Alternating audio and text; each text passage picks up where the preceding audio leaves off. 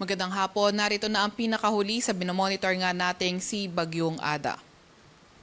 Ito yung ating pinakahuling satellite image kung saan si Tropical Storm Ada kaninang alas 4 ng hapon huling namataan sa coastal waters ng Pandan, Catanduanes. Ito nga ay nagtataglay ng pinakamalakas na hangin na 85 kilometers per hour malapit sa sentro at bugso na abot sa 105 kilometers per hour. Kumikilo sa direksyong north-northwest sa bilis na 10 kilometers per hour. Kita nga rin natin na itong amihan o northeast monsoon mostly sa northern Luzon area na nga lang nakakaapekto. Ito naman yung latest track ni Bagyong Ada kung saan nakikita nga natin na sa duration ng day, posible pa rin itong tahakin yung direksyong northwest at pagdating bukas, posible na nga nitong tahakin slowly yung direksyong papuntang Hilaga o Hilagang Silangan. Nakita nga rin natin, base sa ating forecast track, na posibleng magkaroon ng looping track itong si Bagyong Ada. And also, nakita nga rin natin, habang binabaybay nitong si Tropical Storm Ada, yung karagatan, silangan ng Luzon, nananatili ito sa Tropical Storm category. Gayunpaman, hindi natin nirule out yung posibilidad na ito ay lumakas at abutin ang severe tropical storm category. Gayunpaman, pagdating ng January 20, which is Tuesday afternoon or evening, posible ngang humina na itong si Bagyong Ada at maging isang tropical depression na lamang. Dahil rin yan sa surge ng northeast monsoon. And also, isa pa pala ay nakita nga natin yung close contact nito at napakalapit nito sa probinsya ng Catanduanes. So kapag nagkaroon ng westward shift, itong si Bagyong Ada, hindi nga natin tinatanggal yung posibilidad ng landfalling scenario. Kaya patuloy pa rin tayo mag-antabay sa mga ilalabas na update ng Pag-asa. Ito naman yung mga areas na meron tayong tropical cyclone wind signal. Ang pinakamataas na signal natin ngayon ay signal number 2. Gayunpaman, kagaya nga ng sinabi natin, kapag itong si Bagyong Ada ay umabot man sa severe tropical storm category, posible rin tayo magtaas ng signal number 3 kung etong si Ada ay maging severe tropical storm nang malapit sa landmass ng ating bansa. Pero sa ngayon naman, pinakamataas ay signal number 2.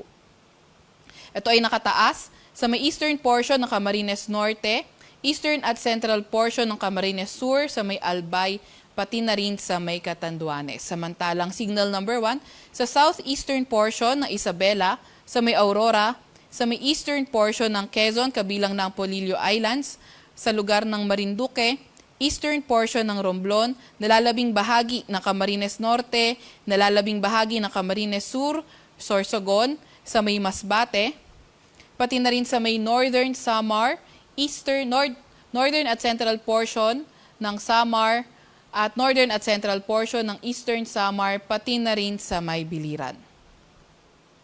Ito naman yung mga lugar na wala mang nakataas sa tropical cyclone wind signal pero posible pa rin yung mga bugso ng malalakas na hangin ngayong araw sa Batanes, Babuyan Islands, Ilocos Norte, northern at eastern, mainland Cagayan, Isabela, Quirino, Quezon, Romblon, Oriental Mindoro, Aklan, Capiz, northern Cebu, eastern Visayas, pati na rin sa may Dinagat Islands. Bukas naman sa may Batanes, Cagayan, Isabela, Quirino, Ilocos Norte, Abra, Aurora, Quezon, Marinduque, Romblon, Bicol Region, pati na rin sa may northern Samar. At on Monday, sa may Batanes, Cagayan, Isabela, Ilocos Norte, Abra, Aurora, Polillo Islands, Camarines Norte, Camarines Sur, pati na rin sa may Catanduanes. Meron din tayong nilalabas na weather advisory. Ito ay updated kanina alas 5 ng hapon kung saan ngayong araw hanggang bukas ng hapon posible yung 100 to 200 millimeters na mga pag-ulan sa may Camarines Sur at Catanduanes, 50 to 100 millimeters naman ng mga pag-ulan. Yan ay sa lugar ng Quezon, Camarines Norte, Albay, Sorsogon, pati na rin sa northern Samar. Kayo ating mga kababayan, lalo na yung mga inuulan ng mga nakarang araw pa ay pinag-iingat sa mga banta ng pagbaha o hindi kaya pagguho ng lupa. Meron din tayo nilalabas na gale warning. Ito ngayong araw, updated ito kanina alas 5 ng hapon sa may northern coast ng Camarines Sur at sa northern at eastern coast ng Catanduanes. Meron ding gale warning sa may Polillo Islands at sa may area, ilang bahagi ng Camarines Norte. Kaya kung maaari ay huwag munang pumalaot sa mga lugar na iyan dahil magiging maalon hanggang sa napakaalon ng karagatan. Ito naman yung ating storm surge warning. So meron tayong 1 to 2 meters na warning dito sa lugar ng Albay, Biliran, Camarines Norte, sa may Camarines Sur, sa may Catanduanes, sa may Eastern Samar, sa may Masbate, sa may Northern Samar, sa may Quezon, sa may Samar, pati na rin sa may Sorsogon.